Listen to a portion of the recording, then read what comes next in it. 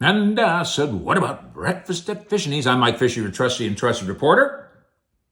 This is the Fishbowl, and what a wonderful morning and day it will be. Thank you to 75, almost 1,000 fish heads in Cowboy Nation who can't be wrong. Also not wrong, Adam Schefter. Diddly diddly dink, what? We have a very popular t-shirt in the Uncle Fish store. You can see the link below. And it says Frisco, not Bristol. Get your information from Frisco, not Bristol. That doesn't mean that there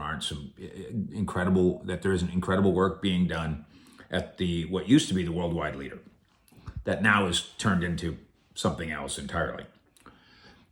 But get in, get on, be good. I will read all the comments as we go through the day. If you followed Adam Schefter's coverage last week of the Cooper Kupp saga, as it relates to the Dallas Cowboys, where it took you, as you followed along, where it took you was in circles. So now the dust is cleared, and Kupp is signed with the Seahawks, his home area. 3-year, $45 million deal. And now Shefty is taking another shot at this after swinging and missing a lot last week. And you, the reader, you, the viewer, you, the Cowboy fan, going, wait, what? Cooper Kupp and the Cowboys? You must be looking at this. Surely you're looking at this saying, somebody's chasing their tail here.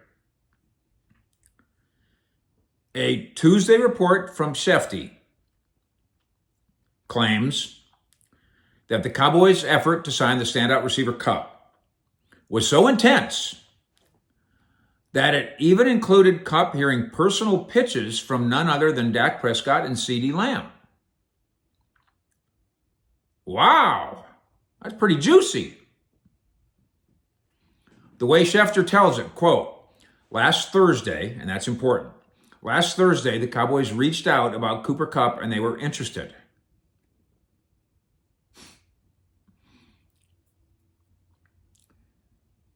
Long pause. Dak Prescott and CeeDee Lamb, who I understand it, were on the phone with Cooper Kupp talking to him about the idea of coming to Dallas, and it was floated out there. Floated. This justifies being reported. And I'm not saying that somebody didn't say something about something like this to Schefter. But from the perspective of the Cowboy fan that paid attention to this Circle J that went on for 3 days, Schefter is suggesting that there was some concerted effort on the part of Dallas, and maybe even an orchestrated effort on the part of Dallas. And I'm not sure that's an accurate portrayal of what really happened here. When a national media person reported that the Cowboys were in the mix, we wrote that story and quoted them. Immediately after, NFL Network saw our story and called somebody inside the Cowboys and wrote a story. Somebody inside the Cowboys said, we are not in the mix. Okay? I was told and wrote and said to you, as it was all happening, Fish, just be skeptical. I was told that from inside the situation. That was my hint. I never wrote that it's not happening. But after I was told be skeptical of all this shit, well, I certainly didn't write it was going to happen, did I? And didn't tell you. And we were doing live shows on it on Thursday and Friday. Schefter is scatter shooting here in his coverage of what was happening during that 48-hour period. And in real time, I'm not sure that Adam was sure of much of anything here. His reporting, remember, we knew about Cooper Kupp being cut for like 3 weeks. And I went back and checked. Not once did I find Adam Schefter make a Cowboy reference to Cooper Kupp. He had a 3-week window. Not once. Until very early Friday, not Thursday, when he now says these famous calls were made. He never reported any connection to the Cowboys and Kupp in any way until very early Friday, when, despite an army of reputable outlets saying Dallas is not in the mix, and I'm saying skeptical, Shepard offered up a scoop. 6:10 a.m. on Friday. He tweets that Dallas is a sleeper team. Okay, at 6:10 a.m., I'm getting ready to go on with you. I checked at 6:11. Sleeper team? That was not true at 6:11 that morning. That was verifiably not true. The Cowboys did not view themselves as a sleeper team. Whatever they viewed themselves as, that was not true. 4 minutes later, Shefty's back. Now he's scrambling. And I had somebody text me and say, Adam's covering his ass. This person saying Adam is on Twitter responding to what he's seeing on Twitter. There's no Cowboy source giving him a play-by-play of a negotiation and a pursuit that wasn't even happening. Adam's doing a play-by-play of a Cowboy pursuit / negotiation of Cooper Kupp that was not happening.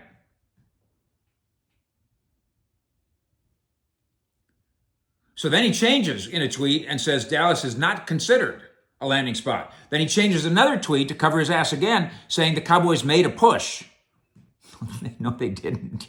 Not really. Not relative to what Seattle did. Did they make a phone call? He says Dak and CeeDee Lamb did. Did they make a push? Not like Seattle did. And of course, then eventually, Adam and the rest of the national media, they all break the story at the same time because Cooper Kupp's agent texts 7 people all at the same time. So they all break the story. 3 people, 4 people, 5 people, 7 people. So Shefty went from 0 on Kupp and the Cowboys to sleeper, to push, to nah. And then with a few days to clean it all up, comes up with this fantastic Dak, Lamb, Kupp bombshell. And it is, even though the Cowboys didn't sign Cooper Kupp, they tried so hard that they sent Dak and Lamb after him.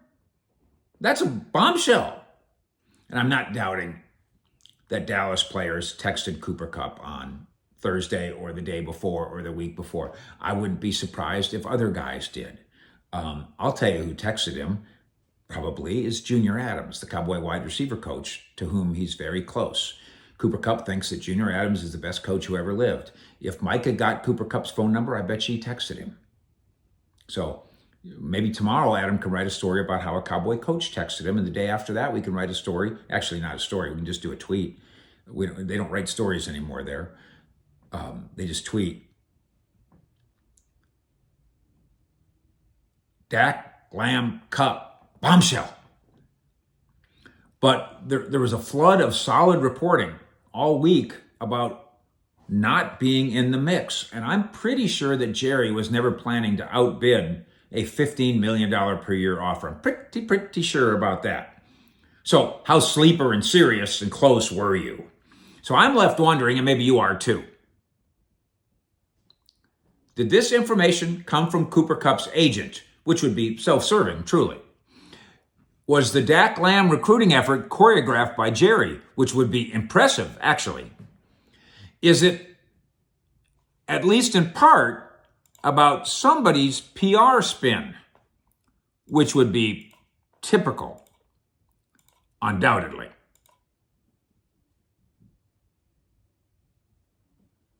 I kind of want to know more.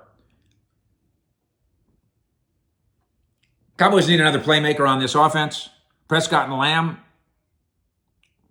are the two. They need help. They should send more texts. And if they do,